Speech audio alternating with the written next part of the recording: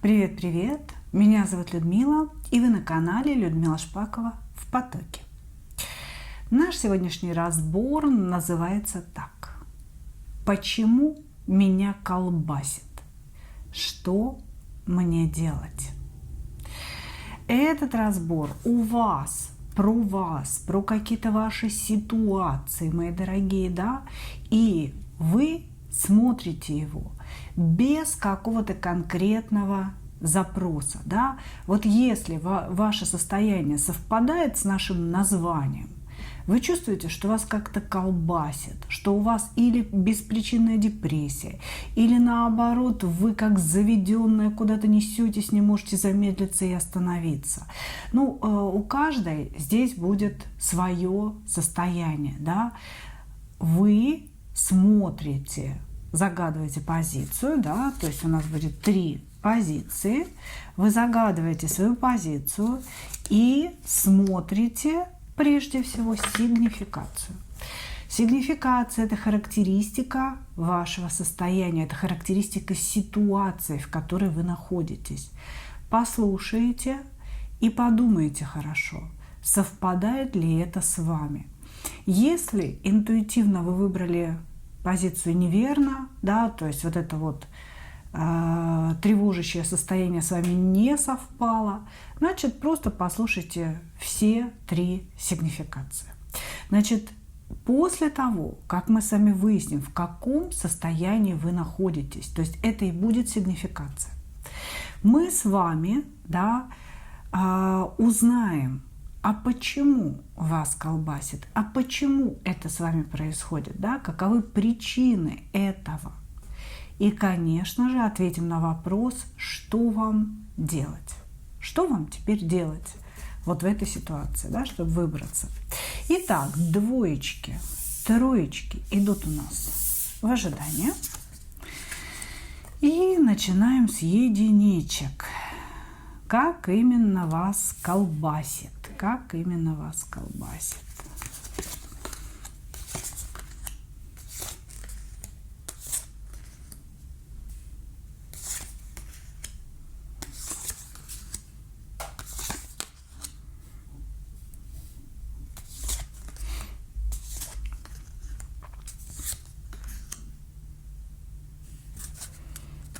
Угу. Значит, смотрите, то, что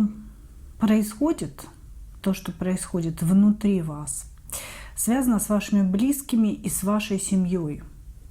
У кого-то есть дети, с которыми сейчас разладились взаимоотношения очень сильно. У кого-то родители, сестры, братья, да, что-то идет не так. Здесь, значит, родовое древо, которое растет своей кроной вниз, когда в семье происходят какие-то такие, знаете, события, да, рушится взаимопонимание между членами семьи и появляется постоянная тревожность. Значит, вот это вот ваше состояние, да, вас колбасит или штормит, как ни назови, это может быть постоянные ссоры с детьми, или вы замолчали, не общаетесь, допустим, с кем-то из своих родителей, вот, или ваши близкие считают вас, ну, я не знаю, там, жестокой, жадной, злой, или, может быть, даже какой-то ненормальной. То есть здесь происходят проблемы в семье. То есть в семье есть какая-то деструктивная энергия. Значит, за что бы вы ни взялись, все время возникает скандал. Вы общаетесь, допустим, с мужем, если вы замужем, вы ругаетесь. Вы с детьми общаетесь, вы ругаетесь. То есть вам кажется, что вы не делаете ничего плохого.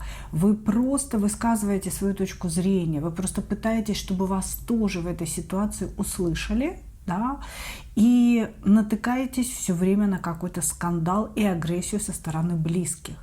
У вас сейчас такое ощущение, что близкие вообще не хотят вас слышать. То есть они стараются даже избегать общения с вами для того, чтобы вот не погружаться, как говорится, в эту скандальную энергию. Вы чувствуете себя очень-очень одиноким человеком. То есть, по сути, вас колбасит от одиночества, от того, что внутри вас плачет маленький ребенок, которому хочется, чтобы его услышали, хочется, чтобы его поняли. Может быть, знаете, взяли на ручки, приласкали, а вам все время приходится быть взрослой и решать какие-то взрослые проблемы, и вы до такой степени задолбались, да, что вот везде возникает конфликт. Везде возникает конфликт. И вы уже не раз делали какие-то попытки к примирению со своими близкими, какие-то объяснения им давали, пытались сложить определенные пазлы, да, внутри своей семьи. Не получается у вас. У вас не получается. Вы все время чувствуете, что ваши близкие против вас. Вот такое ощущение, что вы как изгой своей же семьи. Значит, здесь нам показывают проблему, да? Внутри вашего сердца присутствует любовь, внутри вашего сердца присутствует тепло, и по сути, вы хотели бы делать как лучше, да? Вы не понимаете лишь одно, почему ваши попытки сделать лучше приводят к какому-то деструктиву, конфликтам и к тому, что вас вот буквально изгоняют от себя люди, которых вы любите. Хорошо. Ну, вот такую ситуацию показали. У кого-то, девчонки, проиграется, что, допустим, у вас один ребенок, да, вот вы живете вдвоем, например, у вас есть сын, да, и вот он подрос, вступил, может быть, в подростковый период, и появилась агрессия в вашу сторону. И вы вроде пытаетесь что-то сделать для него, да, а он все время агрессирует, называет вас там ненормальной, или старой, или уже там ты, мама, прошлый век, да. То есть здесь может проиграться и таким образом. Кто-то близкий перестал вас принимать, а вы делаете для него все возможное. Хорошо. Почему вас колбасит из-за этого, да? Почему вообще это все происходит с вами?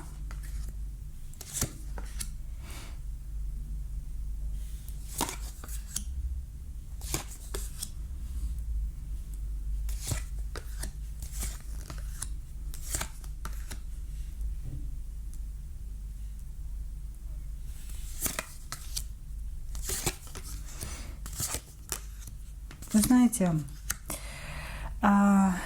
вашу любовь и вашу заботу совершенно обесценили ваши близкие. Туз кубков, пятерка пентаклей. Когда вы, может быть, создавали свою семью, рожали своих детей, может быть, знаете, пытались угодить своим близким, угодить своим родителям, опять же, да? Для чего вы это делали?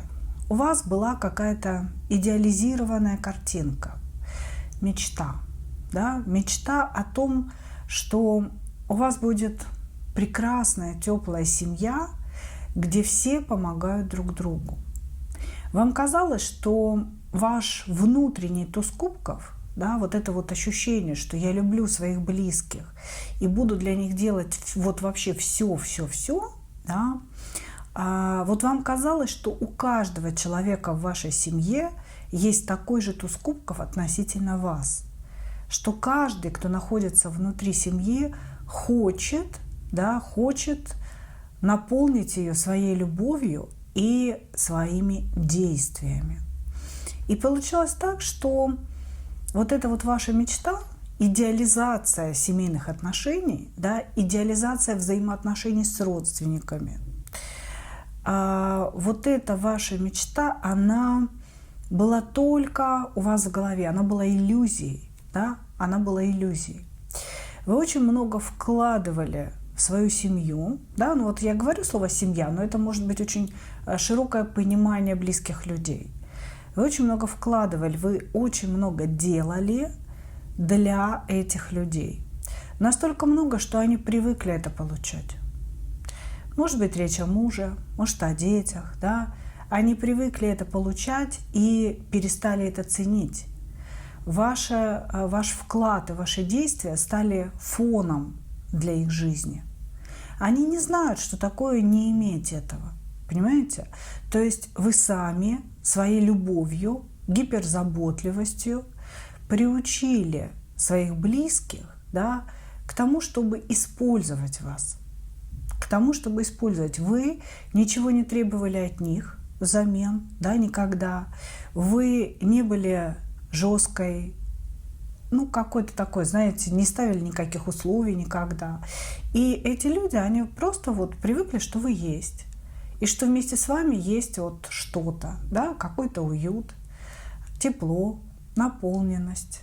Они как-то вас, вы знаете, не выделяют в этой зоне комфорта, которую вы для них создаете.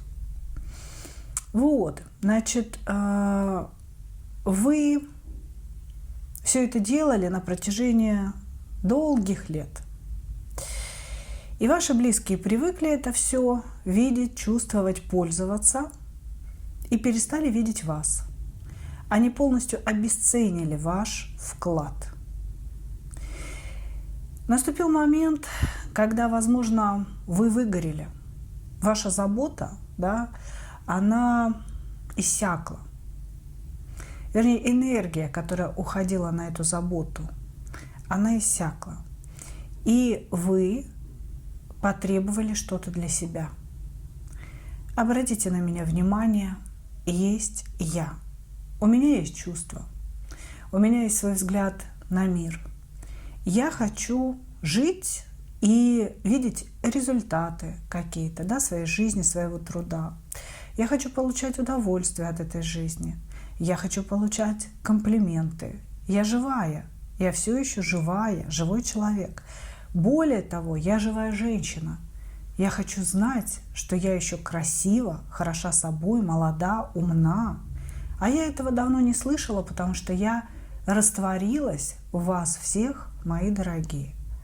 Собственно говоря, вы стали предъявлять эту, претензию, если так можно сказать, в своем поведении. На самом деле вы просто кричали о том, чтобы вас увидели, потому что ваши близкие воспринимают вас как функцию, а не как человека. Вы кричали, чтобы вас увидели и услышали, но они стали воспринимать это как какое-то ненормальное поведение. В частности, здесь показывает жезлового короля, да, это может быть муж или отец. Как это так? Ты всегда готовила, убирала, стирала, да, я не знал, что такое самому себе, допустим, рубашку погладить, да, а тут оказалось, никто не постирал, не погладил, не сложил, да, и ты сидишь такая довольная, Инстаграм смотришь или телевизор, да, то есть они стали воспринимать ваше поведение как угрозу своему комфорту и как какое-то, знаете, какую-то неадекватность. Они стали думать о том, что с вами происходят нехорошие психические события, да, что в вашей психике происходят какие-то изменения, так. И поэтому вы стали себя так вести. И ваши близкие стали с вами бороться. Они стали с вами бороться и внушать вам, что все дело в вас. Это такой бытовой газлайтинг, да? Дело не в нас, дорогая мамочка, или дело не во мне, дорогая жена, да? А, конечно же, дело в тебе, потому что ты посмотри, 5 лет назад ты и на работу сходила, и продукты принесла, и борщик сварила, да? И я с работы пришел, кинул на пол свою грязную одежду, ты все собрала, быстренько постирала. Я после душа вышел, ты уже раз поляну накрыла, покормила меня, сделала мне массаж шейно-воротниковой зоны, пока я ел. Да? Я рюмочку накатил, пузико свое почесал, сел футбол смотреть, а ты все метнулась, убрала. И у меня в доме всегда было все хорошо, чисто, уютно, кайфово. Да? И что это вдруг ты? Что ты вспомнила, что ты женщина? Какие такие комплименты, да? Какая такая любовь? Что за вопросы дебильные, да? Куда все делось? Ведь раньше мы любили друг друга. Понимаете, да, что происходит? То есть вы нарушили зону комфорта ваших близких, да, которую вы сами же создали когда-то своей излишней любовью. И они с вами стали бороться, выставляя вас в этом всем дурочкой. Хорошо. Что делать? Что делать?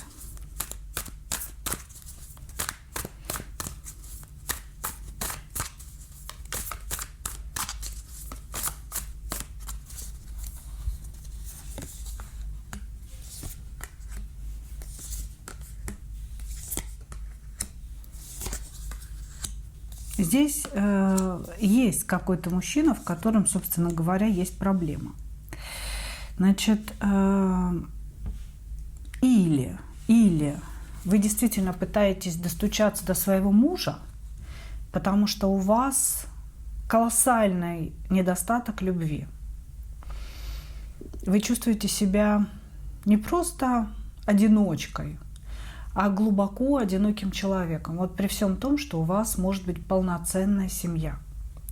Значит, или есть какой-то другой мужчина, который ранил ваше сердце.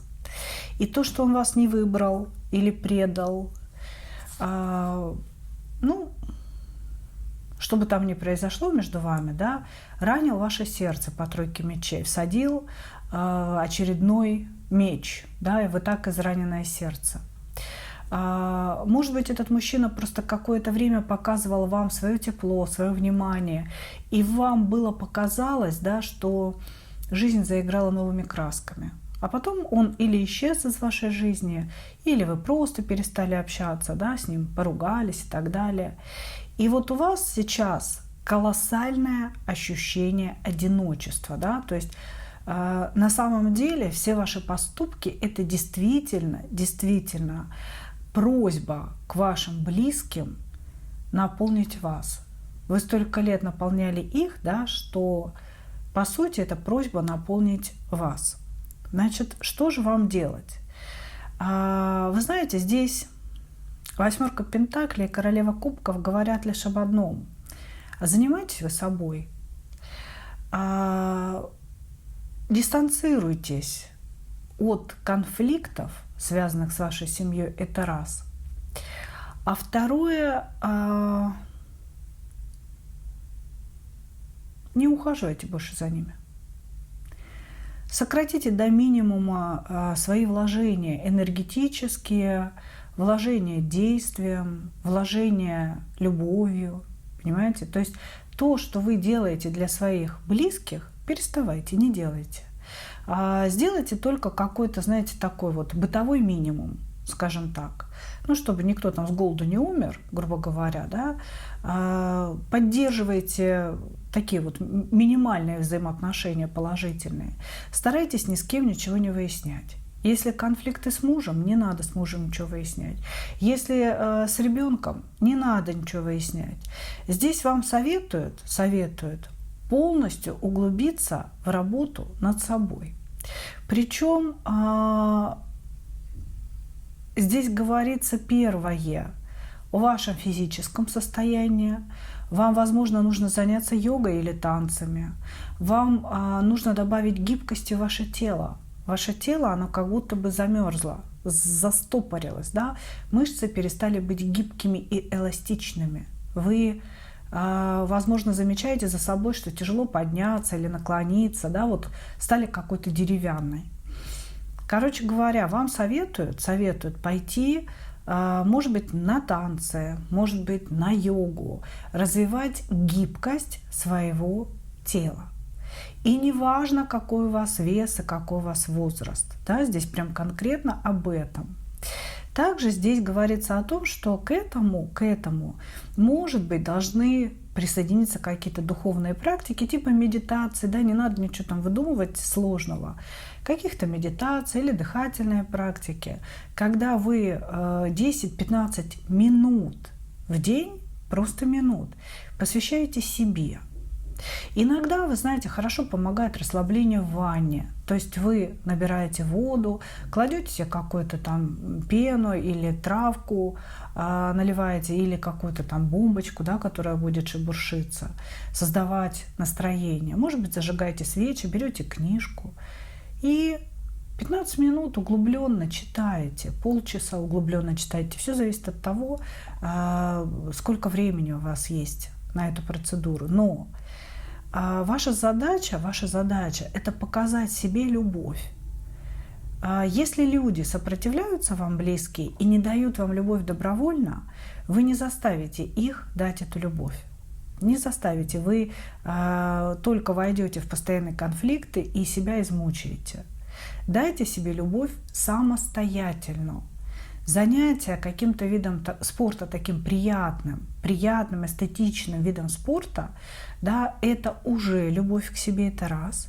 А второе – это посвящать себе 15 минут в день, но каждый день.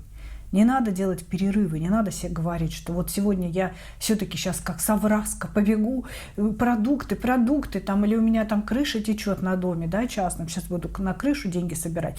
Не надо. Выдохните. И 15 минут в день занимайтесь собой. Хотя бы 15 минут в день. Единственное, что вы должны сказать своим близким, чтобы они вас не трогали. У этого должны быть очень хорошие результаты.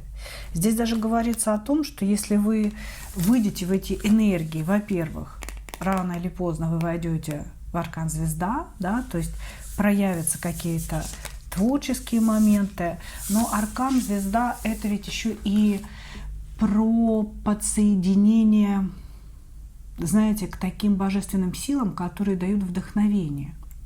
А вдохновение – это всегда очень правильное такое настроение возвышенное, понимаете? То есть вот такая небольшая практика любви к себе, да, она даст вам возможность почувствовать это вдохновение, этот полет. Ну и на будущее здесь говорится, что по рыцарю кубков все-таки или появится в вашей жизни какая-то новая любовь, или какая-то старая любовь подгребет, или все-таки ваш муж, если вы с ним боретесь за внимание к себе, да, наконец-то начнет немножечко по-другому к вам относиться. Благодарю вас, единички. Вот такая получилась ваша позиция. Двигаемся дальше.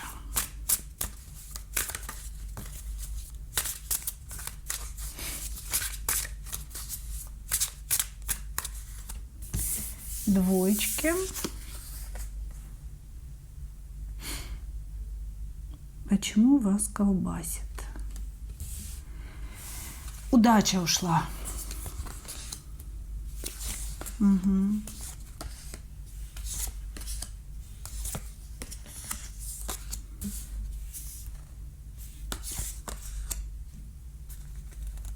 Чувствуете, как будто кто-то украл вашу удачу.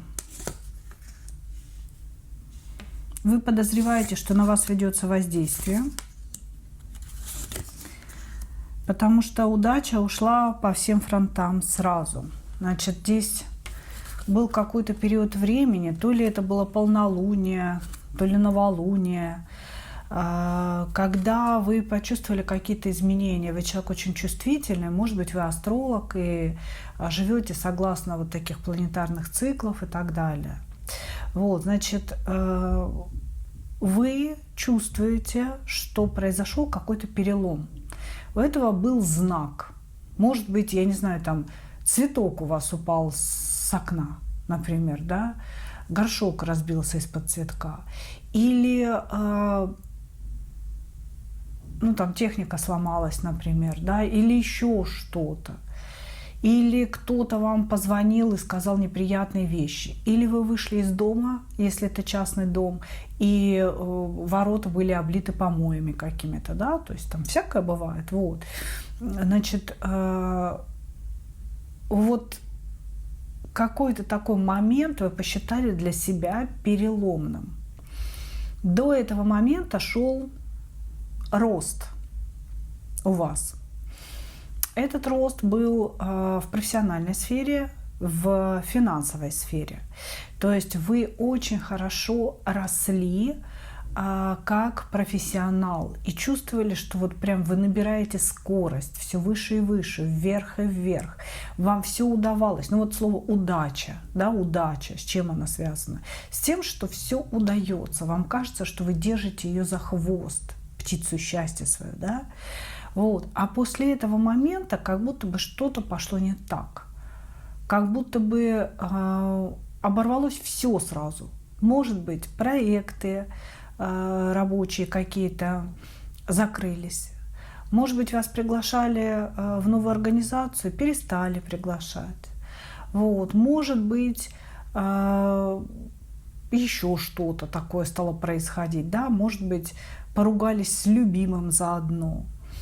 У вас сейчас ощущение такое, что вся удача идет мимо вас.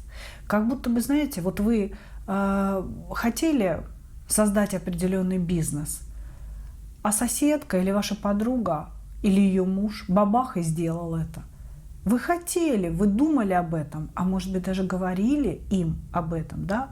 Но это сделали они, а не вы. Понимаете, как будто бы удачу вы наблюдаете, и вам все время кажется, что ее кто-то украл. То есть у людей что-то получается, они куда-то двигаются, что-то новое постоянно возникает.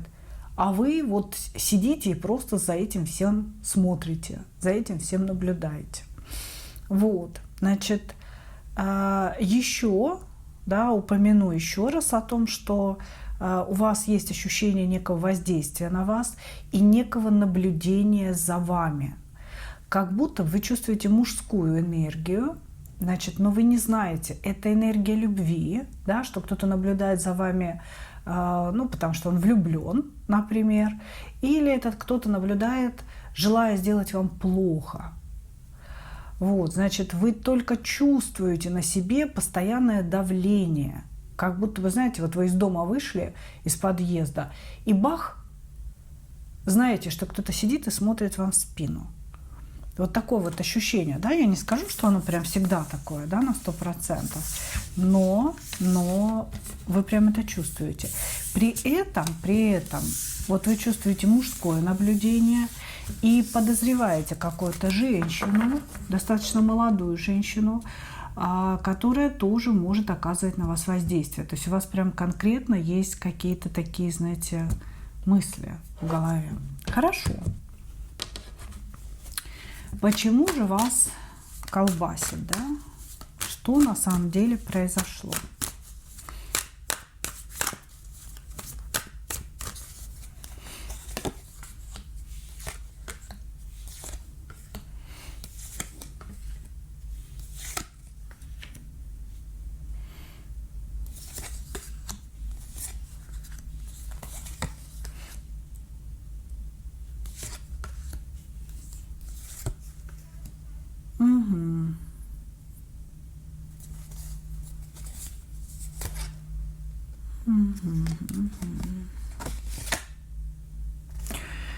Так,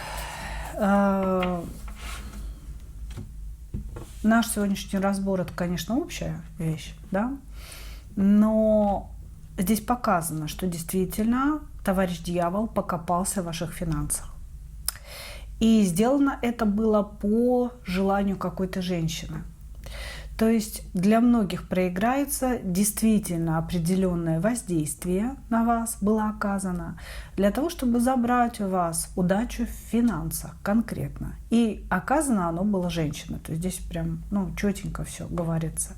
То есть ваша удача, ваша десятка пентаклей, в которой вы пребывали последнее время, она была украдена через канал дьявола, да, то есть были проведены или ритуальные действия, или, может быть, при помощи ментальной магии был, собственно говоря, подсоединен так называемый крадник.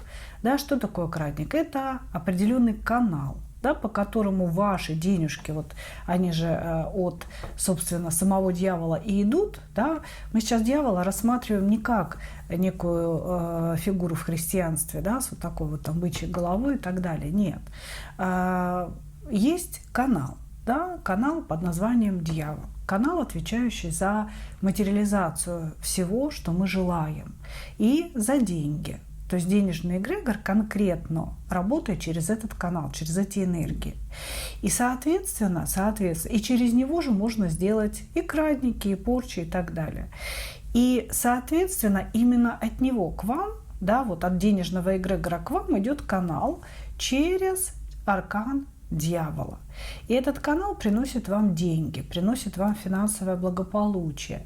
Если к этому каналу подсоединить маленький такой, знаете, канальчик, то деньги, которые идут к вам, будут заходить в этот канальчик. Если он будет расти, да, то все деньги будут заходить туда, к вам не будет приходить ничего.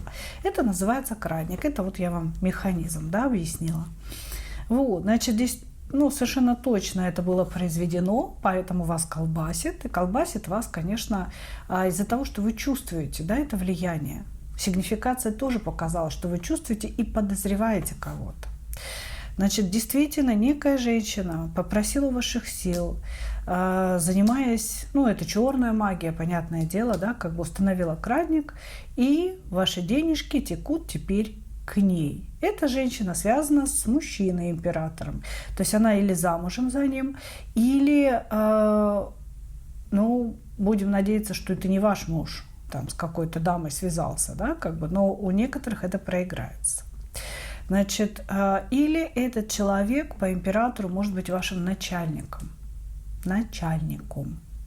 Тут какая-то взаимосвязь с этой дамой, да, кручу-верчу, и почему-то ваша удача, ваши деньги идут не туда. То есть ваша удача, она не отвернулась от вас, ее перенаправили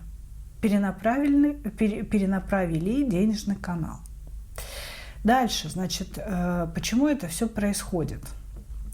Потому что в какой-то момент вы вышли в такое, знаете, состояние, что вам теперь ничего не страшно, все у вас теперь получается, и вы нащупали золотую жилу.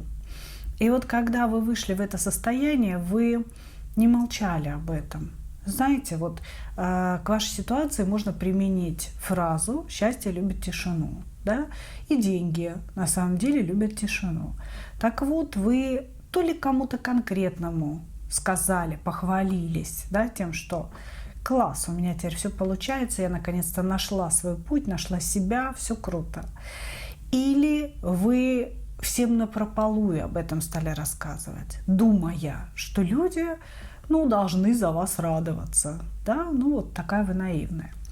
Вот, значит, здесь произошло то, что вы сами как будто бы разболтали о своей удаче, похвалились кому-то, что вы достигли какого-то уровня, что вот вы теперь молодец, да, стоите на вершине чего-то, каких-то достижений. И это послужило моментом скрытия, да, ваших защит. У нас у всех есть энергополе, да, которое нас защищает. И его, конечно же, могут пробить, особенно если стараются вот здесь, да. Соответственно, вас пробили, но вы к этому сами приложили усилия. Вы очень много рассказывали о том, как у вас все хорошо. Или много, или кому-то не тому. Да? Может, вы какому-то человеку похвастались конкретному, думая, что он вас любит, а он вас так вот предал. Хорошо, что теперь делать?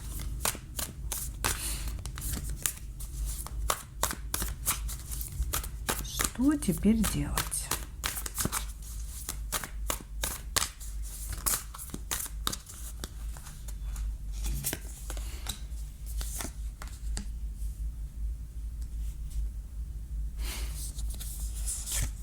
Вы хотите начать какое-то дело для того, чтобы выйти из состояния жертвы. Вы что-то хотите начать. Это может быть дело или, может, новая работа, что-то новое. Вы хотите вступить в новое пространство, вообще новое, такое, где вы никогда не были. Для того, как раз-таки для того, чтобы выйти из состояния жертвы. Значит, а вам говорят, что не надо этого делать. Вам говорят, не начинай. Не начинай ничего нового. Сейчас не время. Если вы это начнете делать, что-то новое, то пока в ближайшие, наверное, 3 месяца, да,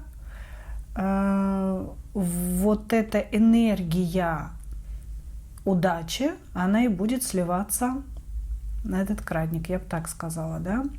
То есть, что вам нужно сделать? Первое, не нужно начинать ничего нового прямо сейчас. Нужно подождать 2-3 месяца. Вот так. Ну, здесь идет еще и двойка, да, 2-3 месяца. Значит, через это время будет какая-то встреча с человеком, который вас любит.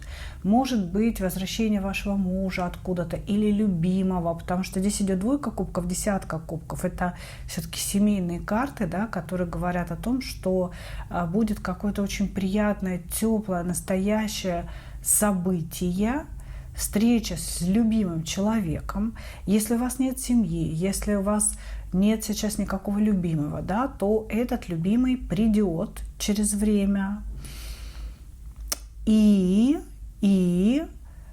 как будто бы ситуация вот с тем, что уходит ваша энергия, да, в никуда, она нормализуется сама, что ли? Ну-ка.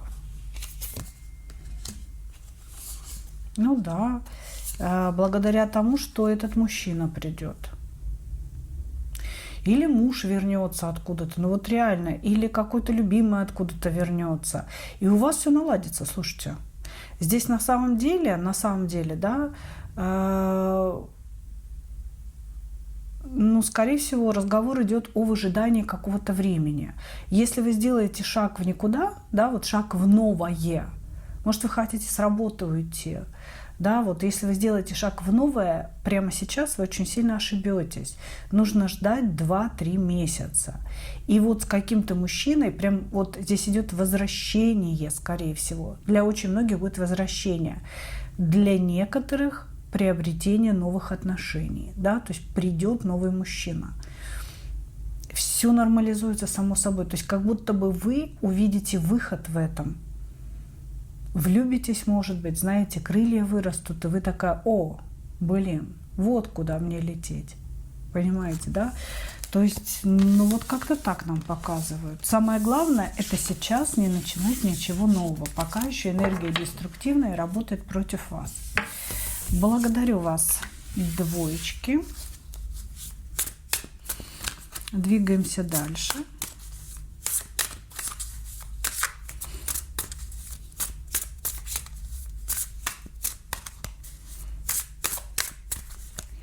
Троечки. Тихо, тихо. Почему вас колбасит? Что именно происходит?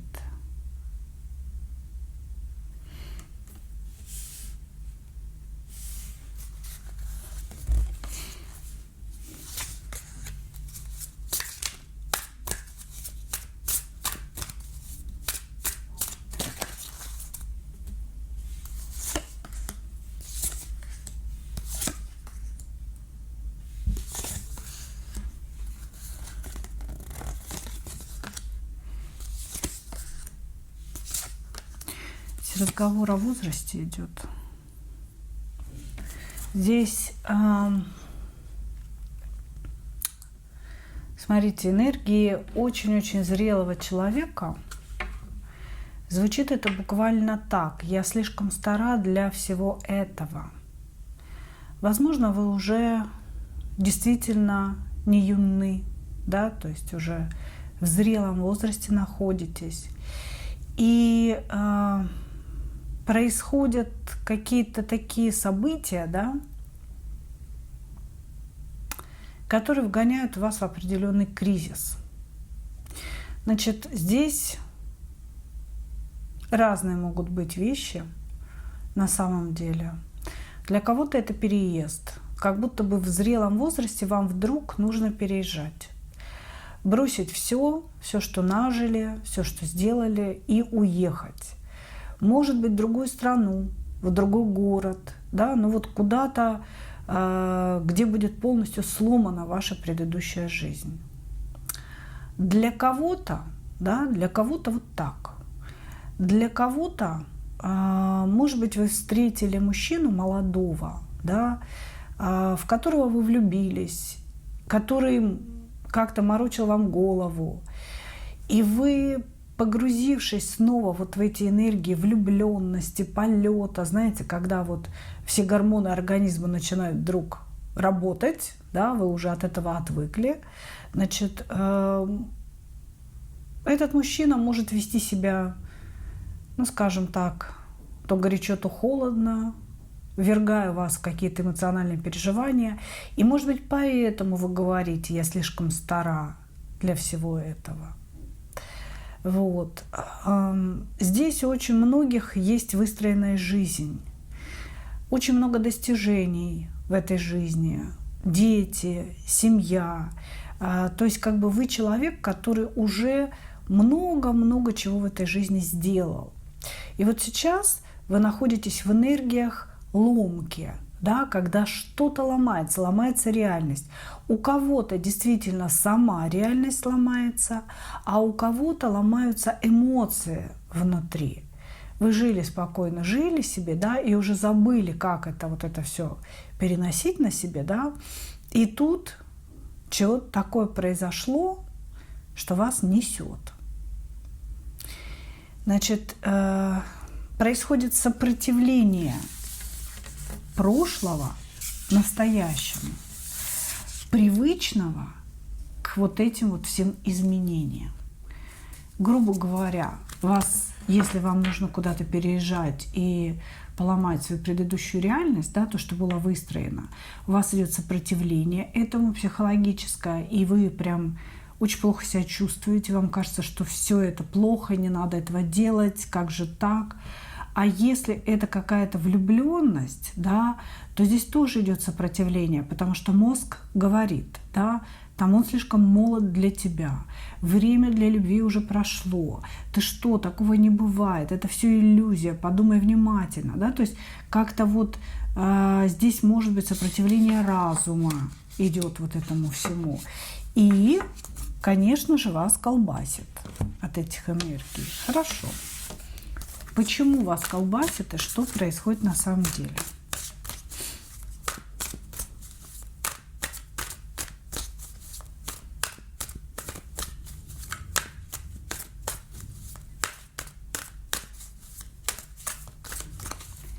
Почему вас колбасит и что происходит на самом деле?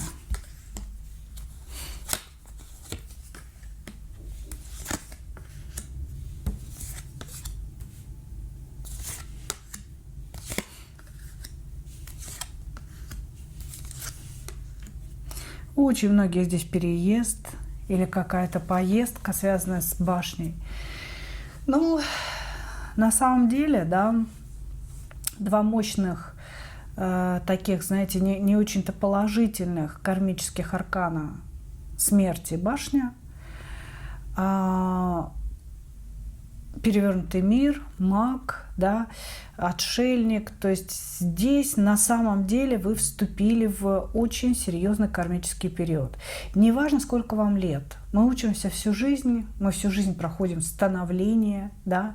И вот то, что с вами происходит, вы вступили в свой кармический урок. Я бы сказала так. Значит, этот урок должен вас полностью трансформировать.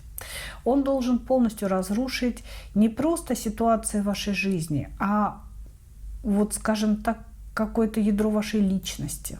Даже перевернутая башня, понимаете?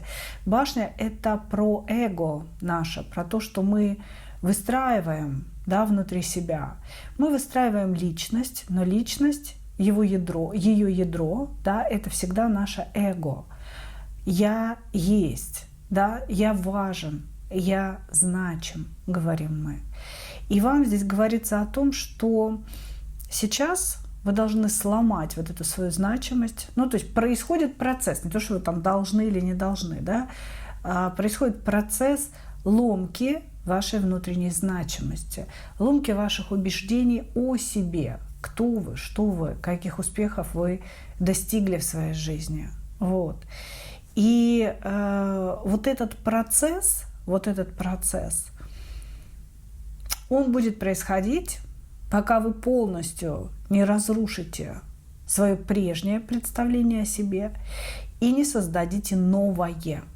Он не убьет вас, этот процесс. Если вы будете переезжать, если вы будете просто пока там ехать в какую-то страну, например, да, здесь все равно про какой-то отъезд, здесь все равно про какую-то дорогу идет разговор. Вот, то есть это все вас не убьет. Вы очень боитесь, вы боитесь этой дороги, боитесь отъезда. Вам кажется, что все ваши мечты рухнули о счастливой жизни. И как же так могло произойти? То есть у вас сейчас состояние страха. А вам говорится о том, что это нормально, состояние страха, да, но процессы, они все равно будут идти вот в этом направлении, потому что вы должны полностью трансформироваться и взять управление своей жизнью в свои руки. Но вы всегда на самом деле управляли своей жизнью. Просто здесь говорится в очередной раз. То есть в очередной раз вы должны взять управление за свою жизнь в свои руки. Полностью закрыть двери прошлого и двинуться в какое-то будущее.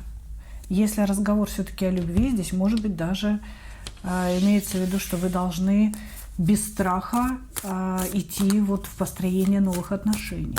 Понимаете? То есть разрушить все прошлое, идти в построение новых отношений. Хорошо.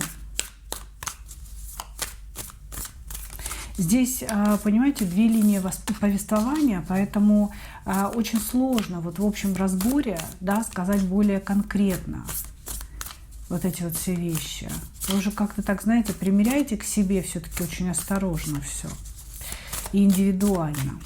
Хорошо. Что вам делать?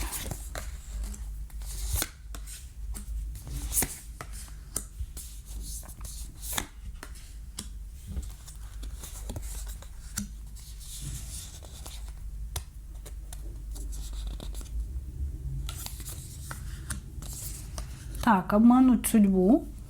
Забавно. То есть вам придется обмануть судьбу. Для того, чтобы солнышко ваше перевернулось, чтобы вы чувствовали себя счастливым человеком, да, первое, нужно переставать бороться с самой собой. Разум, у вас здесь действительно борьба чувств и разума происходит внутри. Значит, разум, ну, скажем, представляет вам ситуацию в более темных красках, в более темном свете. Здесь вам говорится о том, что вам нужно освободиться от вот этих представлений, да, вашего разума о том, как все плохо. И тем самым обмануть судьбу. Понимаете? Здесь вообще, знаете, вот я вам скажу так.